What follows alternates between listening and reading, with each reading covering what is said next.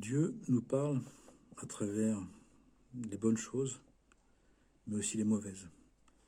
Dieu nous parle à partir des bénédictions et des malédictions.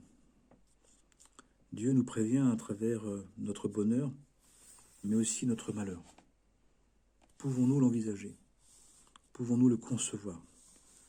Pouvons-nous envisager que le divin, il nous parle à travers ce qui va bien, en le continuant, en l'offrant encore, en l'alimentant, mais aussi que le divin, il nous parle à travers les événements qui vont pas, qui nous marquent, qui nous frappent. Pourquoi? Pour nous prévenir. Pour nous prévenir que ça peut encore être pire, que ça peut être encore plus dur. À la fois, on peut être soutenu dans... Quelqu'un à la fois peut nous soutenir dans ce qui va bien, et en même temps de nous prévenir dans ce qui va pas bien. Et dans les deux cas, eh bien, c'est de la bonté, c'est de l'amour, c'est de la compassion. Et bien, on nous dit, c'est ce que fait le divin en tout. Qu'à travers les événements, à travers les personnes, à travers les situations, Dieu essaye de nous dire, à chaque fois, de nous dire de prêter attention, de s'ajuster, d'être prudent, de se rectifier, de se rappeler, de tenir, de continuer, d'entretenir, d'arrêter, de ne plus continuer certaines choses. C'est-à-dire qu'on nous dit que le divin, qui a eu besoin de se cacher, de se voiler, parce qu'on ne pouvait pas supporter sa présence, puisque au moment où Adam a décidé de toucher à l'arbre de la connaissance du bien et du mal, une fois qu'il a fait ça et qu'il a vu ce que ça allait entraîner, cette obscurité, cet échec, cette remise en question, il a interprété l'idée que le divin pouvait lui en vouloir, pouvait ne plus l'aimer. Donc il s'est caché avec Rava, avec Ève, en pensant qu'il devait se cacher parce qu'il n'était pas digne de l'amour de Dieu, que Dieu ne pouvait pas être bon, en lui faisant la remarque qu'il avait fait une erreur. Mais Dieu a simplement dit, vous avez fait une erreur. Et c'est eux qui ont dit, non, on n'a pas fait une erreur, on a fait une faute. Mais non, il dit, vous n'avez pas fait une faute, vous avez fait une erreur. Non, mais pour nous, on a fait une faute. Nous, on est plus dignes de ton amour, plus dignes de ton respect, de ta bienveillance.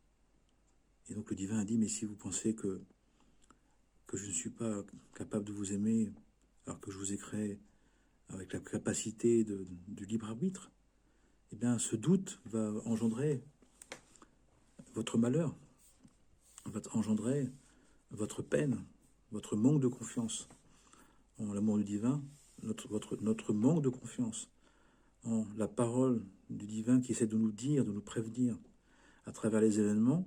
Et plus les événements sont saisissants, plus ils sont frappants, plus ils sont douloureux, plus ils sont saisissants, plus il essaie de nous dire, attention, ne va pas plus loin. Attention, pose-toi des questions. Attention, reviens vers les principes. Attention, souviens-toi de notre alliance, de cet amour divin qui nous unit. Parce que Dieu nous a créés avec amour, Dieu de tout amour, Dieu de toute paix, de toute vie, de toute compassion, de toute bonté. Dieu a fait le monde avec sa bonté. Alors, parfois on peut en douter, justement, parce qu'on en doute, on ne le voit plus. Parce qu'on en doute, celui qui nous prévient qu'on est en danger, qu'on est bord du gouffre, il nous agace, ou on lui en veut, ou on s'en moque. Alors que c'est juste quelqu'un qui nous dit, attention, tu es au bord d'un gouffre, au bord d'un danger, au bord d'une difficulté. C'est comme un banquier qui appelle quelqu'un qui dit, je viens vous prévenir que vous êtes financièrement dans le rouge. Attention, ne continuez pas à dépenser, réévaluez votre situation financière. Qu'est-ce qu'on peut faire? Et comment on l'apprend? Et la manière dont on apprend cette nouvelle, on peut la prendre mal. On peut ne pas avoir envie de l'entendre. Mais ça veut dire qu'à ce moment-là, on n'a pas envie de faire l'effort, de tenir compte, de faire ce qu'il faut, de faire ce que l'on doit faire. Et bien là, quand on arrive à un degré d'idolâtrie ou d'ignorance ou de refus de la vérité, ou de refus de se conformer aux valeurs divines, eh bien, même celui qui nous prévient, on appelle ça l'oiseau de mauvais augure, celui qui nous empêche de tourner comme on veut.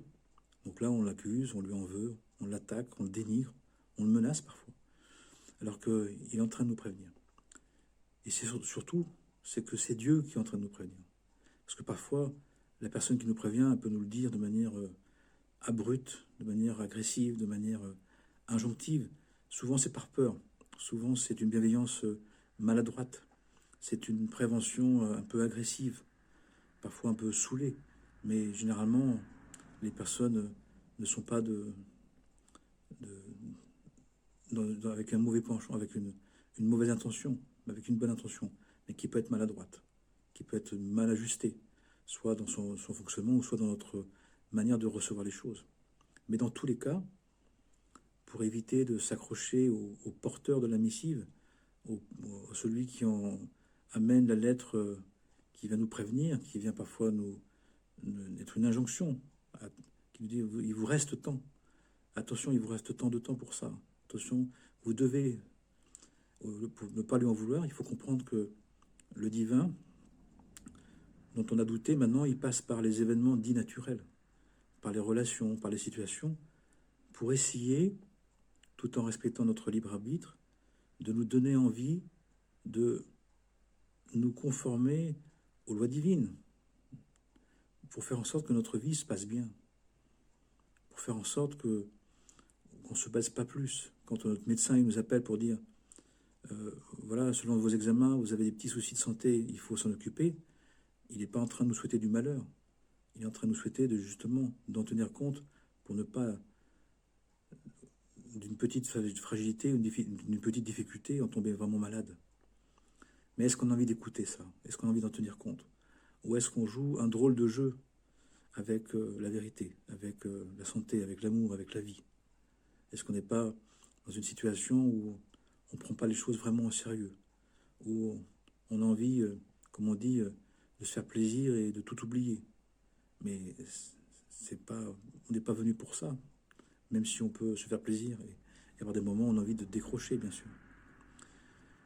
Dans tous les cas, il faut savoir que le divin nous parle à travers les événements naturels, habituels, communs, quotidiens. Donc, le plus important, c'est le message, c'est l'information. C'est pas celui qui le dit, c'est pas celui comme il le dit, ou elle, oui. L'essentiel, c'est qu'est-ce qu'on me dit. Et si on s'attache à ça, on va comprendre que, finalement, le divin nous parle à chaque instant. Et qu'il n'est pas silencieux, qu'il ne nous a pas abandonnés, qu'il ne s'est pas caché pour rien. Il s'est caché parce qu'on ne pouvait pas supporter une vision directe, un dialogue direct. Donc, il fallait bien que ça soit fait de manière indirecte. Et parfois, il y a des parents, parfois il y a des amis qui aident quelqu'un indirectement. Et il dit surtout ne lui dites pas, surtout ne lui dites pas que c'est moi qui l'aide, c'est que c'est moi qui le soutiens. On avait des personnes qui, pendant des années, alors qu'ils étaient en difficulté, ont découvert 10, 15, 20 ans après, parfois après la mort d'un être cher, que les personnes compensaient, renflouaient de manière indirecte, et qui faisait que finalement, tout en étant négligent, tout en se laissant aller, eh bien, ça se passait bien parce que quelqu'un prenait soin. Et parfois la personne est bluffée de ça, parce que la personne n'en a rien dit. Et puis la personne ne regardait pas vraiment non plus, donc elle ne savait pas trop. Mais que ça s'est bien passé parce que grâce à quelqu'un. Et de toute façon, de manière générale, beaucoup de choses nous ont aidés, beaucoup d'êtres nous ont aidés, beaucoup de personnes nous soutiennent, souvent dans le secret de leur cœur. C'est parfois les aides les plus grandes, c'est les aides les plus discrètes. On dit que ta main droite ne sache pas ce que fait ta main gauche. Donc, ça dit bien les choses. Donc, information importante. Essayons, si ça vous intéresse, si ça vous parle, d'envisager maintenant que ce qui nous est dit, c'est Dieu qui nous le dit. C'est Dieu qui nous parle. C'est le divin qui nous questionne, nous interpelle, nous propose. Alors on dispose. mais que la situation, que les personnes qui le montrent, qui le disent, qui nous en informent, ne sont que des messagers. C'est juste le postier qui amène la lettre. C'est juste le bâton, parfois. Mais le bâton, c'est pas celui qui tient le bâton. Ne confondons pas. Ne confondons pas non plus que quelqu'un qui nous amène un courrier, un colis, c'est pas lui le destinataire, à vrai dire. C'est nous le destinataire. Mais si c'est nous le destinataire de la lettre du colis, c'est parce que c'est nous qui l'avons commandé, que c'est nous qui l'avons engendré, que c'est nous qui l'avons mis en place. On ne peut pas recevoir un colis en notre nom si ce colis, on ne l'avait pas commandé, si cette banque, on ne l'avait pas prise, si on n'avait pas un compte en notre nom. Donc chaque chose qu'on reçoit, c'est parce que ça nous appartient. C'est parce que nous l'avons mis en place. Mais parfois c'est depuis longtemps, parfois c'est depuis plusieurs vies, plusieurs dizaines de vies, plusieurs centaines de vies. Alors on ne comprend plus, on ne sait plus. Mais on ne peut pas recevoir quelque chose, on ne peut pas nous dire quelque chose, on ne peut pas nous informer de quelque chose qui nous concerne, qui nous touche, qui nous agace, qui nous questionne, si ça ne nous appartient pas. C'est pas possible. Ça veut dire aussi qu'il n'y a pas de message par défaut. On ne peut pas dire « ce message ne m'était pas concerné, ce message n'était pas pour moi ».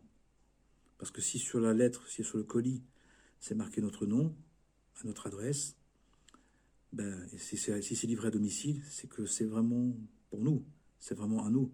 C'est vraiment un message de l'au-delà, c'est un message d'avant, c'est un message d'après, c'est un message des forces de l'inconscience, des forces cachées de l'âme. Mais c'est bien un message qu'on s'envoie nous-mêmes. Et parfois, on a pu se préparer un message d'il y a plusieurs vies qu'on s'est dit de recevoir dans plusieurs vies. On fait des choses maintenant qu'on recevra dans plusieurs vies. On reçoit des choses maintenant qu'on a préparées auparavant. Mais si ça nous touche, si ça nous parle à cœur, si ça nous agace, si ça nous énerve, eh bien, c'est que c'est pour nous. C'est nous qui nous l'avons envoyé. Et le divin, lui, eh bien, c'est lui qui se fait le porteur de la nouvelle, de la missive. Parce que lui, il est capable de vie en vie, eh bien, de niveau de conscience au niveau de conscience, de transmettre les informations. À quel moment? À un moment, au moment où on peut l'entendre, au moment où il faut l'entendre, au moment où nous devons en tenir compte. Alors bien évidemment, on peut parfois avoir besoin qu'on nous le rappelle plusieurs fois, plusieurs dizaines de fois, plusieurs centaines de fois pour qu'on en tienne vraiment compte. Mais c'est parce qu'on est dur de la feuille, c'est parce qu'on est entêté, parce qu'on est ailleurs, parce qu'on a oublié qu'on avait envoyé ça. Imaginez quelqu'un qui était enfant, qui a envoyé une bouteille à la mer quand il était môme, et puis il a grandi, puis il a oublié. Puis 40 ans après, quelqu'un sonne à la porte et il dit « Je viens vous amener une bouteille que j'ai trouvée à la mer, et dedans, eh bien, il y avait votre nom, votre adresse, il y avait un message pour vous. » Et on le prendrait comment? Généralement, on le prendrait bien. Ça serait, on dirait, c'est merveilleux, c'est extraordinaire, c'est fantastique, c'est miraculeux. Non, c'est juste qu'on on a posé des actes qu'on reçoit des années après, des dizaines d'années après, des dizaines de vies, et nous, on a oublié. Mais par contre, l'alliance avec Dieu fait que Dieu, lui, il n'a pas oublié, puisqu'il a le continuum, il a une conscience continuelle, puisqu'il a tout créé. Du début jusqu'à la fin des temps. Il était avant, il est pendant, il sera après. Donc, eh bien, lui, il le rappelle. Mais la bonté divine fait que le divin, il est capable d'attendre des siècles et des siècles, des vies et des vies, pour nous rappeler ce que nous sommes, pour nous rappeler ce que nous voulons être, ce que nous voulons devenir, ce que nous voulons accomplir, au moment où on a envie de s'en souvenir, au moment où on oublie de s'en souvenir, au moment où on a oublié, au moment où on n'y croit plus. Il y a différents scénarios, bien sûr. Mais dans tous les cas, le divin nous parle, le divin nous informe, le divin nous réinforme, le divin nous rappelle. Puissions-nous en tenir compte. Et à ce moment-là, les événements ne vont pas retrouver une même lecture. On va comprendre les choses d'une autre manière. On va apprécier ce que l'on dit, au-delà de la manière de dire, qui peut être plus ou moins agréable, plus ou moins désagréable. Mais surtout, c'est si on me le dit, c'est que ça m'appartient. Et si ça m'appartient, c'est pour que maintenant j'en tienne compte. On me prévient, on me rappelle, on me certifie, on m'influence, on me donne de la force. Amen. Amana, très bonne journée.